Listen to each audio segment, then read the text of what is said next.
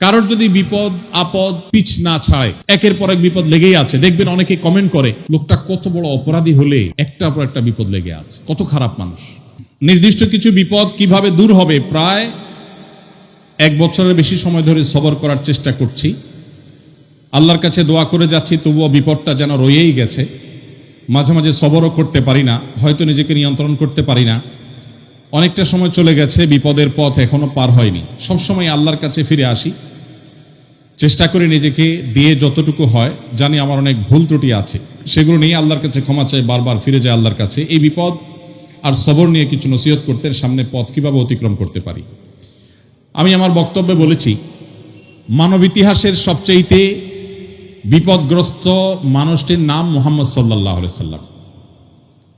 মুহাম্মদ সাল্লাল্লাহু আলাইহি সাল্লামের চাইতে বেশি বিপদ সংকুল ছিল এরকম কোন মানুষের জীবন আপনি দেখাতে পারবেন না।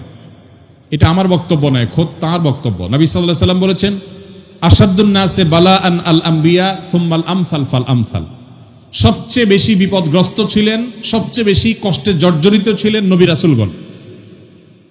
এরপর নবী রাসূলদের সাথে যাদের যত বেশি সাদৃশ্য, যত বেশি মিল হবে,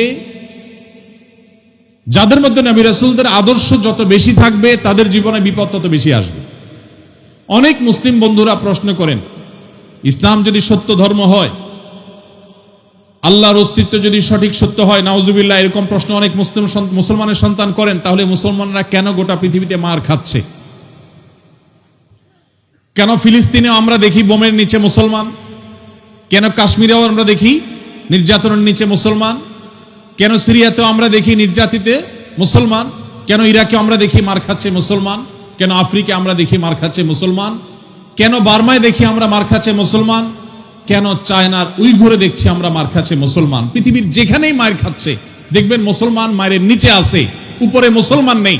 তারপরও পৃথিবী বলবে মুসলমান সন্ত্রাসী। আমাদের অনেক মুসলমানকে তারা কনভিন্স করে ফেলেছে, অনেক মুসলমানের সন্তান কনভিন্স হয়ে গেছে, হ্যাঁ তাই তো, মুসলমানরা অনেক অশান্তি সৃষ্টি করে। দুইটা বিশ্বযুদ্ধ তো মুসলমানরাই করেছিল না? মুসলমানরা না? কত মানুষ মারা গেছে 2 বিশ্বযুদ্ধে?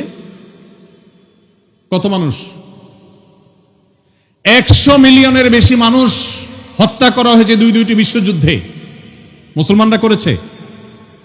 মুহাম্মদ সাল্লাল্লাহু আলাইহি সাল্লাম তার আদর্শকে পৃথিবীতে প্রতিষ্ঠিত করতে গিয়ে 27টি যুদ্ধে তাকে সশরীরে অংশগ্রহণ করতে হয়েছে। 27টি যুদ্ধে, 27টি যুদ্ধে তিনি অংশগ্রহণ করেছেন। এই সকল যুদ্ধে যত মানুষ মারা গেছে, সবগুলোর যোগফল কত জানা আছে আমাদের কারোর? মাত্র 1000 মানুষ।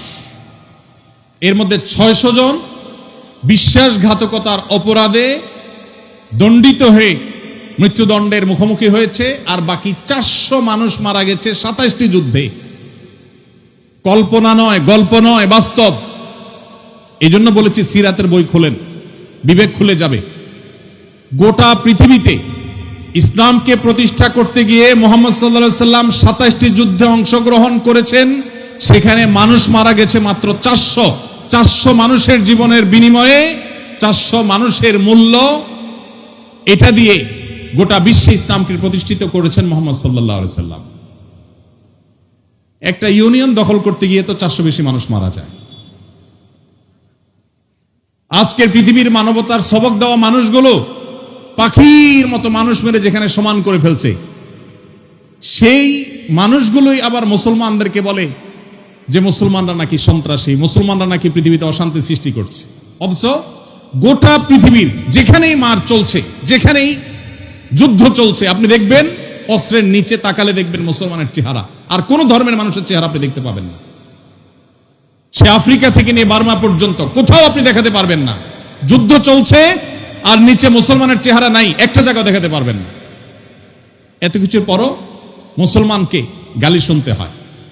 ভাইরা আমার, তো মুহাম্মদ সাল্লাল্লাহু আলাইহি সাল্লাম, তার জীবন ছিল সবচেয়ে বেশি কষ্টের, সবচেয়ে জর্জরিত। এখনো মুসলমানরা সবচেয়ে শান্তিকামী, তারপরও তাদের সবচেয়ে বড় ব্লেমটা হজম করতে হয়, সবচেয়ে বড় মিথ্যা অভিযোগ তাদের উপরে করা হয়। অথচ মুসলমানরাই হলেন পৃথিবীর সবচাইতে শান্তিকামী, সবচাইতে শান্তি।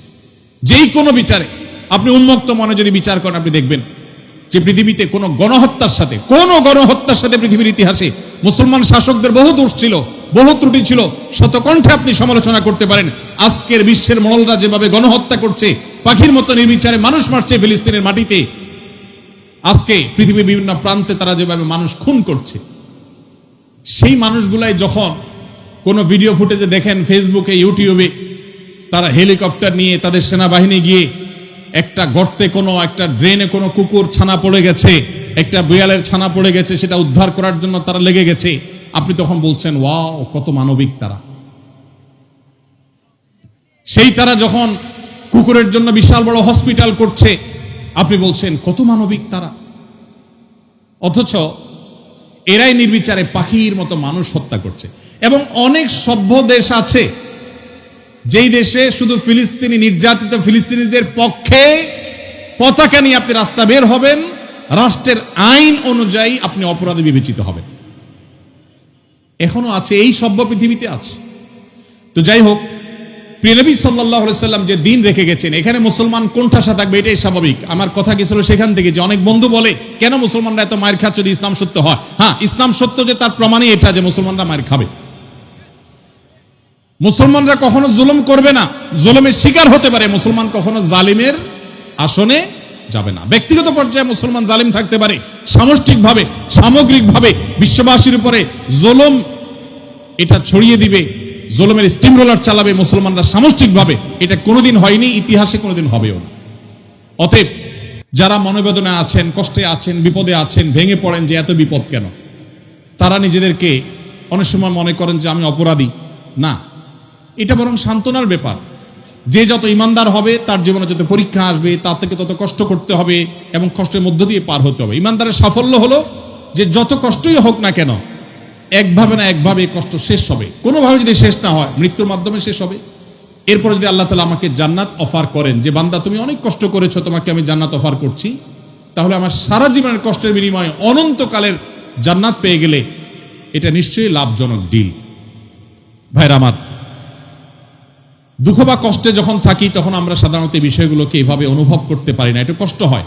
যখনই আমি দুঃখে পতিত হব, আমাদের নবীজির কথা স্মরণ করব যে তার চাইতে দুঃখে কেউ ছিল না, সবচেয়ে কষ্টে ছিলেন, কিন্তু তার চাইতে সাকসেসও পৃথিবীতে কেউ ছিল না। ইন্টারেস্টিং বিষয়, সবচেয়ে দুঃখী মানুষ সবচেয়ে সফল মানুষ। কি অর্থে সফল? ওই যে তার মিশনকে তিনি সবচেয়ে ভালোভাবে বাস্তবায়ন করেছেন। প্রথম এবং দ্বিতীয় বিশ্বযুদ্ধের মধ্যে 100 মিলিয়ন মানুষ হত্যা করতে হয়নি। তার আদর্শকে তিনি পৃথিবীতে অত্যন্ত চমৎকারভাবে প্রতিষ্ঠা করে গেছেন, সবচেয়ে শান্তিপূর্ণভাবে, সবচেয়ে কম মানুষের জীবনের মূল্যের বিনিময়ে। অতএব কষ্ট যখন হবে আমাদের সবর করতে হবে ওই কথা চিন্তা করে। আমাদের সমাজে একটা কুসংস্কারাচ্ছন্ন বিশ্বাস আছে, উক্তি আছে, এখনো গ্রামে গঞ্জে এমনকি শহরে অনেক মানুষ আছে, কারোর যদি বিপদ আপদ পিছ না ছাড়ে, একের পর এক বিপদ লেগেই আছে। দেখবেন অনেকে কমেন্ট করে লোকটা কত বড় অপরাধী হলে একটার পর একটা বিপদ লেগে আছে, কত খারাপ মানুষ। অথচ একটার পর একটা বিপদ লেগে থাকা এটা মানুষের খারাপ হওয়ার কোনো প্রমাণ নয়। একটা মানুষ ফেরেশতার মতো ভালো মানুষ হয়েও তার উপরে বিপদ হতে পারে, বরং কখনো কখনো লাগাতার এবং ধারাবাহিক বিপদ এটা তার সততার, আল্লাহ ভীরুতার, আল্লাহর নেককার বান্দা হওয়ার প্রমাণও হতে পারে। তো এই জন্য আমরা যারা বিপদগ্রস্ত আছি তাদের জন্য সান্ত্বনা হলেন নবী করিম সাল্লাল্লাহু আলাইহি ওয়াসাল্লাম। আল্লাহ আমাদেরকে ধৈর্য ধারণ করার তৌফিক দান করুন।